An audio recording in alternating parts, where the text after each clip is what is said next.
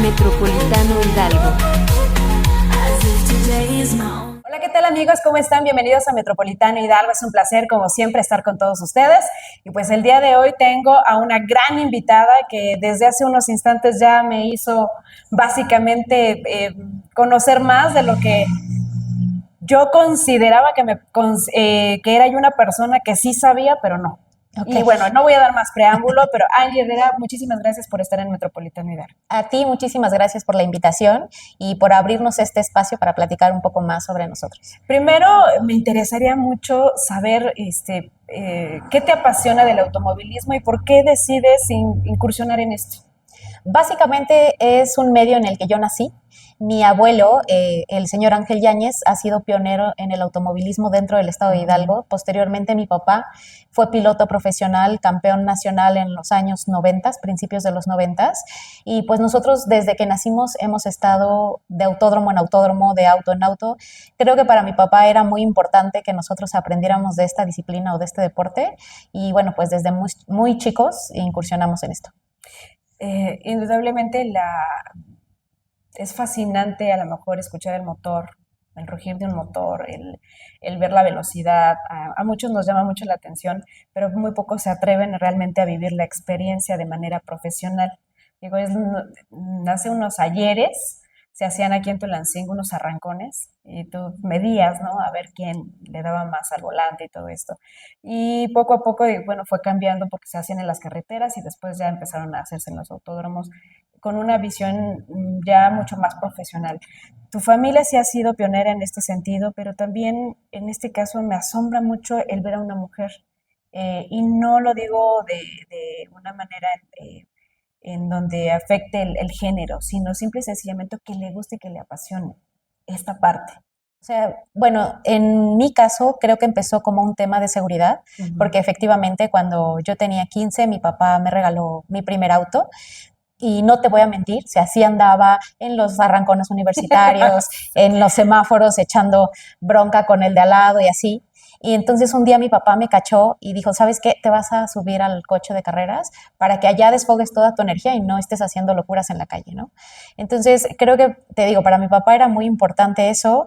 Somos 3 hermanos, los 3 estamos metidos en este medio y no es sencillo. O sea, sí te voy a decir que como mujer, un dato muy interesante es que el automovilismo deportivo como deporte es de los pocos deportes en donde no crea una categoría femenil, sino que estamos a nivel y estamos rompiéndonos la cabeza a la par con pilotos experimentados, hombres, mayores, con jóvenes, con chavitos, o sea, de todo está revuelto ahí, no hay categorías ni por edades, ni por género, ni nada. Entonces, no es una tarea fácil. Sin embargo, creo que bueno, a mí me encanta ver que cada vez hay más mujeres metidas en esto, en diferentes campeonatos. Aquí en el Campeonato de Hidalgo nos han visitado diferentes personalidades como Majo Rodríguez, entre muchas otras, que digo, vamos abriendo apenas camino porque no estamos ni siquiera cerca de ser un 50-50, ¿no? ¿Tú qué podrías aconsejar a todas aquellas, a lo mejor, personas que están teniendo como pasión esto, pero que todavía no saben a quién acercarse para que tengan una mejor mentoría? Hay muchos paradigmas alrededor del automovilismo deportivo. Entre ellos se rumora o se dice que es un deporte muy caro, que es un deporte para niños ricos. Y te puedo decir que hay muchos campeonatos regionales, no solo en Hidalgo, en Querétaro, en San Luis Potosí, en Guadalajara. Hay muchos campeonatos que les llaman de iniciación, en donde podrías comenzar con un auto de calle al que únicamente le vas a adaptar estos temas de seguridad al vehículo, de tu equipo de protección personal y puedes comenzar, ¿no? También se dice que si no comienzas chiquito en los karts, entonces ya no tienes oportunidad. O sea, creo que sí tienen muchas ventajas el comenzar desde muy pequeño, el tener la oportunidad de subirte al kartismo, etcétera, más no define si puedes o no puedes o a qué edad podrías incursionar en este deporte. En este caso, ¿qué habilidades tú consideras que has desarrollado para estar mucho más óptima al volante? Es el automovilismo para mí un deporte completamente integral. O sea, necesitas condición física, necesitas fuerza, necesitas resistencia, necesitas buena alimentación, obviamente horas de entrenamiento. incluso psicología, ¿no? Para este tema de la habilidad mental, de no engancharte, de no irte, o sea, de no perderte dentro de la emoción que vives arriba del volante. Entonces, yo y obviamente sí considero que tengo habilidades al volante, no solo dentro, sino fuera de las pistas, pero esta parte de la disciplina, la parte de la inteligencia emocional y de la toma de decisiones en momentos críticos, creo que es una habilidad que he desarrollado a partir del deporte. Ahora, vámonos un poquito más a la cuestión social. Con tu vasta experiencia, con todas esas actividades que tú has visto a lo largo de esta práctica, pues yo te puedo decir que nos hace falta como mucha información con respecto de que alguien llega al volante. Mi experiencia propia, yo me decidí estar al volante porque era muy miedosa. Ajá, y me enseñó en ese tiempo pues una pareja que tenía y pues me enseñó a lo que él consideraba que era óptimo, propio y demás, ¿no? Se me apagaban el coche se me apagaba en cada tope, ajá, y el clutch y métele y no sé qué, y me decía, no, ¿sabes qué? Mejor maneja en un automático para que te sea más fácil. Pero gracias a saber un poco más de esta cuestión de los coches y que los coches tampoco, los que comprábamos no eran los más óptimos ni eran de agencia, pues entonces te animaba a que revisaras el aceite, a que revisaras el agua y te estoy diciendo detalles mínimos de lo que a lo mejor en su momento pude experimentar y cuando el coche se me quedaba a mitad de calle, pues yo siempre decía, yo debo de tener como 5 o 6 talleres mecánicos a quien recurrir para que me orienten, porque si estoy sola, ¿qué voy a hacer? Desde cambiar una llanta, ¿no? Y bueno, ese miedo que yo tenía a la hora de manejar, lo hice por una necesidad de poder agarrar ese coche y llevar a mis hijos a la escuela. Pero eso no significaba que yo me sintiera con toda la experiencia del mundo en decir, sabes que ya sé manejar. Cuando me aviento a la Ciudad de México, pues olvídate, ¿no? Claro. Yo hidalguense, yo uno por uno, y digo, ¡ay, ya acelérale! Y todas Sí. esas complicaciones. Entonces, no es lo mismo manejar en ciudad, no es lo mismo manejar en un municipio más pequeño, no es lo mismo manejar en grandes lugares, ¿no? Que tienen otras modalidades, digámoslo así, y experiencias. Pero tú que tienes toda esta visión, me atrevo a decir, ¿cuáles serían los mejores consejos o los consejos que nos darías a quienes, ya sea por primera vez o que llevamos años en el volante, ajá, nos pueden servir para cualquier situación? Híjole, son muchas, ¿Por dónde sí, empiezo? sí, es demasiada información. Conozco muchas personas, sobre todo mujeres, Ajá. que manejas, sí, pero no en carretera, ¿no? Sí, pero no en carretera, sí, pero no manejo de noche porque las luces me deslumbran, Ajá. o ese tipo de cosas. Y la realidad es que, ¿qué tienes que entender o qué tienes que saber cuando tú dices, voy a aprender a manejar? Más allá de, como te comentaba hace un rato, de aprender a aprender el auto, de que no se te apaguen los topes o en las subidas, de aprender si le pongo gasolina roja o verde, etcétera, poder comprender cómo es que funciona el vehículo, ¿no? Cómo funciona la física dinámica, cuáles son los límites del vehículo y tus límites. Okay. Eso te va a llevar a un tema de prevención para evitar accidentes, para caer en situaciones de riesgo. Lo comentabas hace ratito, cambiar una llanta, más allá de ser un tema de fuerza, de si voy a poder, si no voy a poder, si lo voy a saber levantar, es un tema de seguridad. El riesgo que representa que una mujer esté varada en la orilla de la carretera por N cantidad de minutos, incluso horas, es mucho mayor que el que pueda sufrir si ella decide cambiar una llanta, ¿no? Mi esposo, que también se dedica a esto de la capacitación como yo, tiene una frase muy particular que dice, auto detenido, ya perdiste. Y siempre te pregunta, ¿cuál es el lugar más peligroso del mundo para estar? Un auto detenido. Si tú te das cuenta, los asesinatos de múltiples estrellas han sucedido a bordo de un auto detenido. Los secuestros, ¿a dónde se dan? En autos detenidos. Que es muy importante, o sea, un tip que pudiera decirte, quizá no tienes la técnica, quizá no tienes la metodología, simple y sencillamente mantén tu auto en movimiento, ¿no? Que no te quedes parada, que no te lleves a lugares a donde puedas quedar encerrada y no tengas salida, que no pases demasiado tiempo arriba del coche. Muchas veces también tenemos la costumbre de decir, voy a pasar por ella, la espero aquí. Y apagas el coche y estás arriba sin ser consciente de que estás en el lugar más peligroso del mundo, ¿no? Entonces, lo primero que podría yo comentar es eso, mantén tu auto siempre en movimiento y si en algún punto tiene que estar detenido, bájate de ahí, no tienes nada que hacer arriba del auto. Y en segundo, bueno, pues que busquemos precisamente esta capacitación que va más allá de poner un auto en movimiento, sino comprender todo lo que implica un auto, ¿no? Decías tú, como mujeres no es común saber qué tipo de anticongelante, en dónde se lo pongo, si le pongo mejor agua, qué tipo de aceite, etcétera. Pero son datos muy sencillos. Creo que es un tema cultural porque no es algo que los hombres lo sepan por ser hombres o que requiera de una inteligencia superior para saberlo. Es información que viene en tu manual, ¿no? ¿A cuánta presión pongo las llantas de mi auto? Abres la puerta y hay una estampita. Si no está en la puerta del copiloto, la vas a encontrar en el tanque de gasolina o en la guantera, pero hay una estampita que te dice a cuántas libras pones las llantas de adelante, a cuántas las de atrás, o si van parejas las 4, cuánto si el coche va vacío y cuánto si lo llevas a su máxima capacidad, si llevas todos los ocupantes, si llevas maletas. Solamente es una cuestión cultural de decir, bueno, pues si yo quiero, no necesito que alguien más venga y me diga, ponlas a tanto, ¿no? Yo todavía viví esa situación en donde mi papá regañaba a mi mamá porque, oye, las llantas, las traes bajas, o no, pues es que yo las pongo altas para que si caigo en un bache rebote. No, pues es que las puse bajitas para, o sea, un montón de creencias y ahora normalmente yo les digo, ¿tú crees que el ingeniero de producto se quemó las pestañas pensando qué tipo de llanta, en qué medida, a cuántas libras? Para que tú le cambies los rines o le pongas unas llantas más bajitas o más anchas por estética, todo tiene una razón de ser.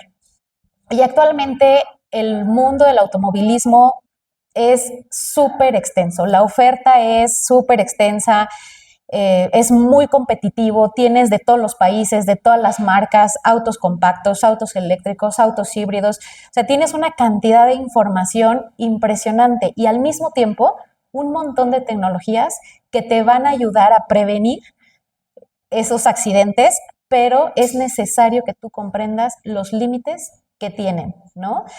Ahora, por ejemplo, nosotros que nos dedicamos a esta parte de los eventos de lanzamiento, las capacitaciones para asesores, los test drives para la gente, mucha gente dice, es que dicen que se frena solo y falló el sistema. No, no falló el sistema.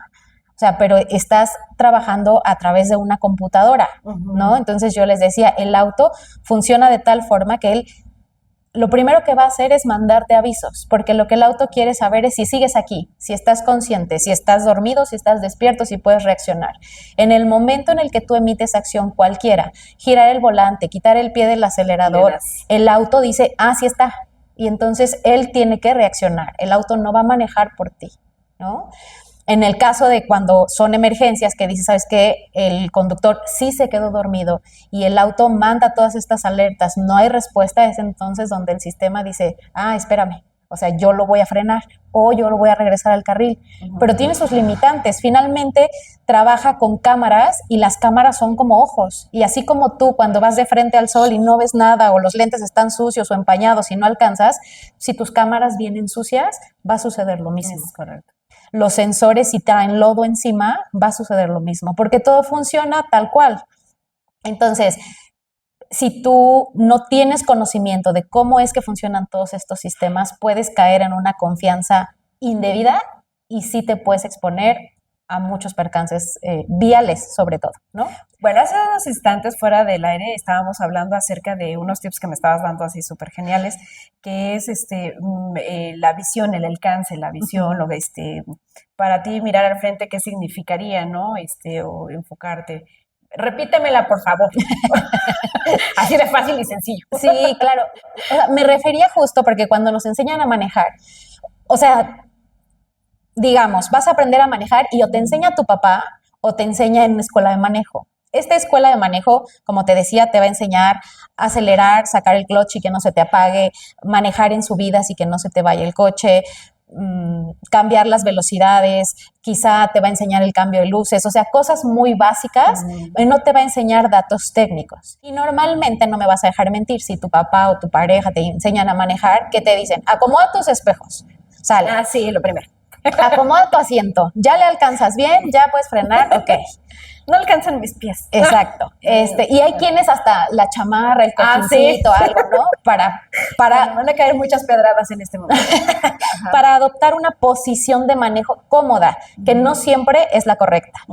Y luego, la vista al frente. Sí, pero la vista al frente significa muchas cosas. Yo conozco gente que dices la vista al frente y va viendo la punta de su cofre, ¿no? La vista al frente y va viendo el auto inmediato que viene y todavía consideran, no, es que yo soy muy precavida porque mira, guardo esta distancia, sí, pero tu vista está enfocada solo en ese. Entonces te decía, ¿quién de nosotros ha hecho consciente que cuando circulamos a 100 kilómetros por hora avanzamos 28 metros por segundo? Y que frenar un auto que circula a 100 kilómetros por hora en su totalidad nos va a tomar alrededor de 50 metros, ¿no? Entonces, cuando dices la vista al frente y tú vas viendo a los siguientes 25 metros, a los siguientes 50 metros, cuando tú levantes la vista y te topes con un obstáculo, no vas a alcanzar a frenar. Te voy a explicar por qué. Si avanzas 28 metros por segundo, tu cerebro ve a lo lejos que hay una vaca en el camino. En lo que tu cerebro toma esa información, la manda de tus ojos al cerebro y del cerebro al pie para decirte quita el pie del acelerador y frena. Va a pasar un segundo o un segundo y medio. Estamos hablando de que avanzaste a partir de que viste la vaca 30, 35 metros, ¿va? Entonces, si la vaca estaba a 100 metros, ya está a 70. Y si te paras en el freno y te va a llevar 50 metros la frenada, vas a terminar al ras. Pero si tú vas viendo, no sé, 25 metros hacia adelante, si tú vas viendo al coche de enfrente, cuando tú te das cuenta que la vaca está, tú ya estás a una distancia de 25 metros, no hay manera de que puedas parar ese vehículo. Estás encima, básicamente, de la vaca. Exactamente, ¿no? Entonces, con tomar esa conciencia, te va a hacer pensar 2 veces en bajar la vista para cambiar la canción del estéreo. Porque son 28 metros a ciegas. Y 28 metros en los que puede atravesarse un coche o no, y a lo mejor la probabilidad que digas es, ay, en un segundo no me va a aparecer un coche, pero un animal no sabes, pero un bache no sabes, ¿no? O un accidente del auto de enfrente, eso no lo puedes prever, y claro que pasa en el segundo en el que tú bajas la vista al estéreo, al celular o a lo que sea, ¿no? Y estamos hablando de un segundo. Imagínate cuando hay muchas personas que son, no sé, 10, 15 segundos en el celular esperando el mensaje o queriendo contestarlo. Justo, había un juego cuando éramos adolescentes que a mí se me hacía muy rudo, y voy a decir la palabra, pero decían, vamos a jugar, no mames, ¿no? ¡Ay, sí! Y el de atrás te tapaba los ojos. Sí. Y entonces tú hoy serías capaz de decir, voy a 100 metros con los ojos cerrados. Es lo mismo que si jugaras no mames cuando bajas a contestar el mensaje, ¿no?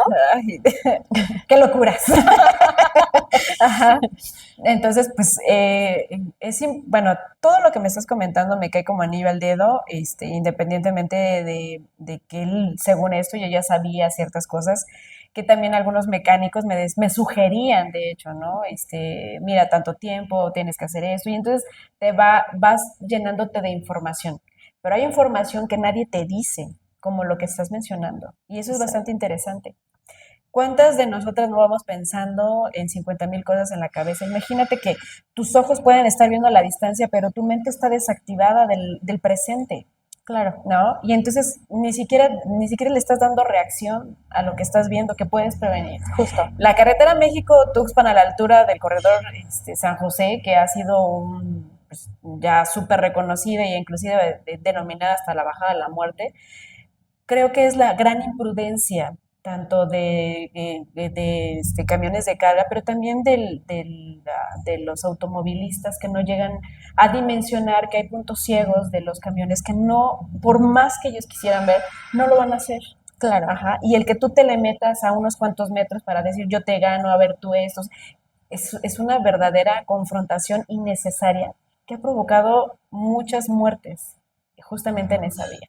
Y sin decir aquellos que tienen moto, que también no consideran que en realidad su vehículo, a veces a un automovilista no le da tiempo de observar en dónde está o en qué punto está. Y cuando te rebasan inclusive por donde se les antoja la gana y se te van metiendo, pues también es difícil poderlos observar. Y entonces ahí la situación es que a veces juzgamos, ¿no? Tuvo la culpa fulano, tuvo la culpa sutano. Y entonces lo que queremos es que haya un sinfín de culpables. Claro. Ajá. Pero ¿qué tanto estamos haciendo nosotros para poder mejorar estas habilidades, tener mayor conocimiento y cuando tú salgas a la calle, a la carretera, a donde tú vayas a salir, lo hagas independientemente de todas las precauciones que ya le tienes a tu vehículo y que lo hagas certero de que vas a hacer lo que tienes que hacer en ese momento y eso es manejar, ¿no? Te comentaba hace ratito que nadie nos enseñó qué haces cuando entras a un charco y el mismo charco te saca de la carretera, ¿no? O sea, esas son experiencias con las que te topas y que por más que te acuerdes de tu curso de manejo, dices, chin, o sea, nunca me dijeron qué se hace en estos casos. Probablemente si eres muy precavido vas a decir, no, pues no entro al charco, pero estamos hablando de que llevas una velocidad moderada, de que alcanzaste a abrir el charco a tiempo, de que tenías un carril libre hacia dónde hacerte, etcétera. Hay muchas situaciones, carreteras resbalosas, grava suelta, que no puedes prever y que cuando ya estás en esa situación, no te queda de otra más que reaccionar. Y la idea es esa, la idea para nosotros sería que la gente pudiera aprender a manejar en ambientes controlados, porque obviamente lo hacemos controlado, pero ¿qué hacemos? Provocamos estas pérdidas de adherencia, provocamos estos incidentes para que tú lo vivas y tu cerebro lo registre como una memoria muscular. Entonces, cuando tú ya vives ese evento en la carretera, sí sepas cómo actuar. Okay. ¿No? Porque finalmente solamente lo vas a aprender con la práctica. De nada sirve que yo te diga, oye, a ver, acuérdate que la transferencia de peso, quita el de hecho, pie. No me voy a acordar de exactamente. Todo eso. Pero si lo vives, si estás en una situación en donde lo vives y lo practicas una y otra vez en un ambiente controlado, cuando suceda en carretera, por supuesto que vas a disminuir totalmente la posibilidad de accidentarte con, repito, circunstancias que no están en tus manos, ¿no? Ok, bueno, pues ahora sí compártenos dónde te podemos localizar, si tenemos duda, qué hacemos, me interesaría muchísimo lanzar realmente una campaña, un curso, un taller, por supuesto que estaría yo muy, muy entusiasmada porque cada vez seamos más los que podamos aprender de esto y que pues aquí Tulancingo si ya hay una referencia del uno por uno, ¿por qué no hacer una referencia de lanzar realmente un curso masivo de donde podamos aprender? Claro, por supuesto. Pues mira, en Instagram, realmente ocupamos Instagram y Facebook. Estamos mi esposo y yo como Angie y Mundo, pilotos profesionales. Y nuestro sitio web también es el mismo, Angie y Mundo, pilotos. Y creo que así nos van a encontrar. La verdad es que el sitio web casi no lo ocupamos, pero en redes sociales por ese medio nos pueden contactar. Y cursos para mujeres, cursos de mecánica básica, cursos de mantenimiento preventivo, obviamente cursos de manejo seguro, cursos de manejo evasivo y defensivo también cuando ya estás en una situación de riesgo y te vas a sorprender de la cantidad de tips y cuando tú logras entender desde el diseño del vehículo, desde el diseño del volante, de por qué te digo que tomes el volante. Un dato que a mí me daba mucha risa cuando comenzaba con toda esta capacitación, decía mi esposo, la posición de manejo hace la diferencia por dos razones. Todo lo que pase en el eje trasero de tu coche lo vas a sentir en las pompis, si estás bien sentado, y eso te va a permitir anticipar. Todo lo que pase en el eje delantero lo vas a sentir en los pulgares, siempre y cuando traigas las manos en la posición correcta. Y eso te va a permitir anticipar. Entonces, detalles como esos hacen la diferencia ante un momento de riesgo o ante una emergencia y son todos esos tips los que nosotros quisiéramos compartir. Perfecto, pues muchísimas gracias. Gracias, Angie. La verdad es que estoy muy agradecida con quien me pasó tu número telefónico para poder tener esta entrevista. Espero que surjan cosas extraordinarias, que la gente se anime a hacer ese cambio y transformación de mentalidad para poder simple y sencillamente ocuparnos en el presente, hacer lo que debemos hacer y con esto no afectar absolutamente a nadie, ¿no? Correcto. No sabemos, en la carretera siempre es el padre, el hijo de alguien, ¿no? Y tú también mereces regresar a casa con tu familia en total tranquilidad y eso sería muy benéfico que si tú ahora quieres que tus hijos aprendan a manejar, pues lo hagan desde un principio con toda esta información. Ojalá y sería muy padre que te dieras la oportunidad, lo que a ti a lo mejor no te llegó como información y tuviste que aprender a catorrazos, pues ojalá y le des la oportunidad a tus hijos de que ellos sí sepan manejar de una mejor manera y que cuando tú les regales o a lo mejor ellos se compren su coche por primera vez, ya lleven toda esta información. Sí, exactamente. ¿No? Estamos a las órdenes. Estamos en eso. Muchísimas gracias a todos ustedes, gracias a todas las personas que nos ven a través de Metropolitano Hidalgo. Seguimos con más entrevistas y reportajes y por supuesto no se pierdan los extraordinarios cursos y capacitaciones que estamos por promover. Muchísimas gracias. Metropolitano Hidalgo.